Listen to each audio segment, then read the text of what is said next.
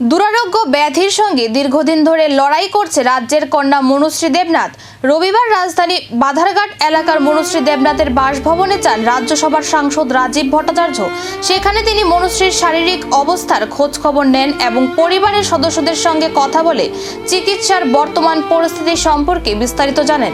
দীর্ঘদিন ধরে এক দুরারোগ্য রোগে আক্রান্ত মনুশ্রীর উন্নত চিকিৎসার জন্য প্রয়োজন বিপুল অর্থ।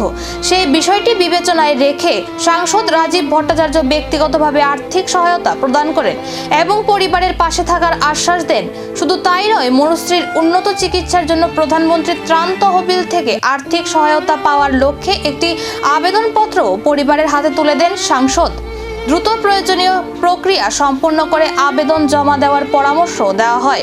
পরিবারের সাংসদরা এবং সদস্যরা এই সহযোগিতায় জন্য কৃতজ্ঞতা প্রকাশ করেন। তাদের আশা, সরকারি সহায়তা এবং সমাজের বিভিন্ন স্তরের মানুষের সহযোগিতায় মনুশ্রীর উন্নত চিকিৎসার পথ আরও সুগম হবে।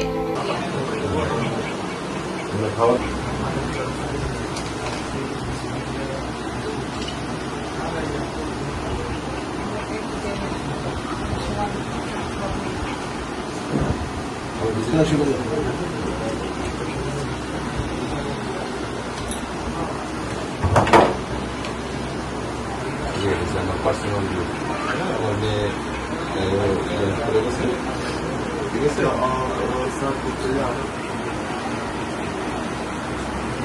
हाँ हाँ কথা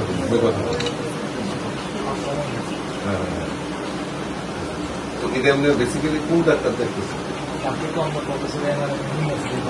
একটি মেয়ের জীবন বাঁচানোর লড়াইয়ে সহানুভূতির বার্তা দিল এই উদ্যোগ।